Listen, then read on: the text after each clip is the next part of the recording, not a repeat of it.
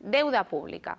La deuda pública hace referencia al conjunto de ingresos que obtiene el Estado por la venta de valores, respecto a los cuales se compromete al pago periódico de unos intereses y también del capital cuando esta deuda es amortizable. Entendemos el concepto de deuda pública como asimilado al de préstamo, y así lo hace el artículo 92 de la Ley General Presupuestaria del año 2003, cuando define que la deuda del Estado es el conjunto de capitales tomados a préstamo por el Estado. Desde esta descripción, el marco normativo imprescindible para comprender qué es la deuda pública y su recepción constitucional nos la otorga el artículo 135 de la Constitución, que ya en su versión original, antes de la reforma publicada en el Boletín Oficial del Estado el 27 de septiembre del año 2011, se ocupaba de una forma exclusiva de la cuestión o del concepto de deuda pública, aludiendo a quién y cuál era la habilitación al gobierno para emitir deuda pública y lo que llamamos la regla del automatismo, es decir, la consignación del pago de la misma dentro del estado de gastos de los presupuestos.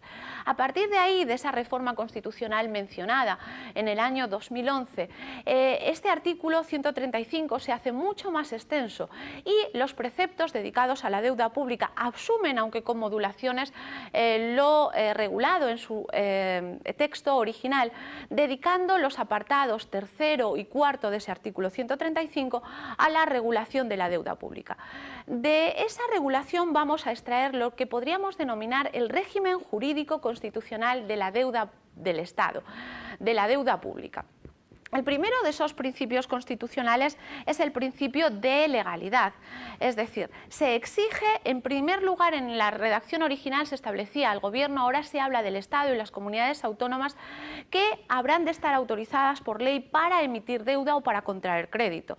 Es lo que llamamos una norma sobre la normación, y con ella se trata de salvaguardar la soberanía y la distribución de poderes y el protagonismo del Parlamento en el control de los compromisos financieros del Estado, importantes porque van a vincular la actividad de futuros gobiernos. El segundo de los principios fundamentales que determina el marco constitucional de la deuda pública es lo que llamamos la regla del automatismo, por la cual nos aludimos a la necesidad de que las cantidades o los créditos consignados para el pago de los intereses y del capital de la deuda aparezcan incluidos en el estado de gastos de los presupuestos. Es decir, será necesario esa inclusión como un instrumento de afianzamiento de esos pagos. Ese afianzamiento de los pagos se ve reforzado en la reforma constitucional del año 2011 con la consignación con rango constitucional de la regla o del mandato de la prioridad absoluta en el pago de la deuda. Es una de las grandes novedades, probablemente uno de los aspectos más controvertidos de esta reforma constitucional, y que ha sido asumida por la ley que desarrolla este precepto constitucional, la Ley Orgánica 2/2012 de 27 de abril de estabilidad presupuestaria y sostenibilidad financiera, en su artículo 14. Lo que se trató es de dar un mensaje a las autoridades financieras internacionales, especialmente en el ámbito de la Unión Europea, y a los mercados para otorgar solvencia a la capacidad española del pago de la deuda. El cuarto de los principios constitucionales que va a marcar el régimen jurídico constitucional de la deuda pública es el de la sostenibilidad financiera. La sostenibilidad financiera aparece como un requisito o como un criterio referente en esta reforma del artículo 135 y ha sido el elemento a desarrollar y protagonista de la Ley Orgánica 2/2012 de 27 de abril que estamos analizando. A partir de ella, ¿qué entendemos por sostenibilidad financiera? La sostenibilidad financiera es la fijación de un volumen máximo para emitir deuda pública o contraer crédito, un límite al endeudamiento por parte del Estado. Tomando como referencia el acervo comunitario y recordando que este principio se consolida desde el tratado o se inicia desde el Tratado de Maastricht y a partir de ahí el Pacto de Estabilidad y Crecimiento en el año 1997, el porcentaje de deuda pública que se señala para y con respecto al Producto Interior Bruto Nacional es el del 60%. 60%. Es decir, el conjunto de las administraciones públicas no podrán emitir un volumen de deuda pública que separe ese porcentaje. Lo que hace la Ley Orgánica de Estabilidad Presupuestaria y de Sostenibilidad Financiera es desglosar, desagregar ese porcentaje global del 60% entre los sujetos que están legitimados para emitir deuda pública. Así, el 44% corresponderá al Estado central, el 13% al conjunto de las comunidades autónomas y el 3% a las corporaciones locales.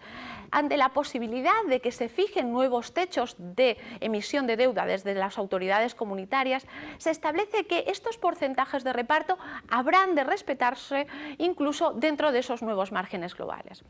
La Constitución, en el apartado cuarto de ese artículo 135, fija y señala, no obstante, unas excepciones. ¿Cuándo se podrán vulnerar esos límites de deuda? Esas excepciones nos llevan a la identificación de catástrofes naturales, de una recesión económica grave o unas situaciones de extraordinaria emergencia que no sean susceptibles de control por parte del Estado y que afecten de modo considerable a nuestra situación económica y a la sostenibilidad de nuestra economía y de la sociedad. En ese caso y esas circunstancias apreciadas por la mayoría absoluta del Congreso de los Diputados, en un ejercicio de nuestro parlamentarismo asimétrico, se permitirá una vulneración coyuntural de esos límites de endeudamiento. A partir de ahí, solo nos queda fijarnos cuándo se han de cumplir esos límites. La Ley Orgánica 2/2012 fija el año 2020 con dos referentes, el año 2015 y 2018. Como colofón, un aspecto técnico. ¿Cómo es el proceso para la emisión de deuda? En primer lugar, necesitamos una autorización, esa autorización por ley, y se remite en nuestra práctica a la Ley de Presupuestos que anualmente se aprueba.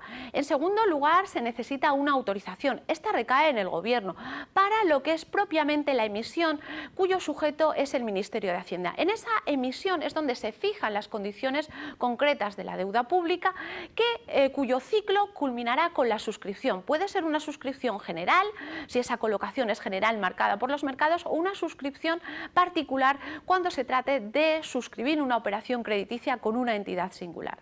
Como punto final, aquí hemos de citar una reflexión acerca del papel importante de la deuda pública y de su integración en un concepto genérico de constitución económica, donde hay principios tan importantes como los derechos sociales y económicos de los ciudadanos, que hay que ponderar con un principio igualmente respetable como es el de prioridad del pago de la deuda pública.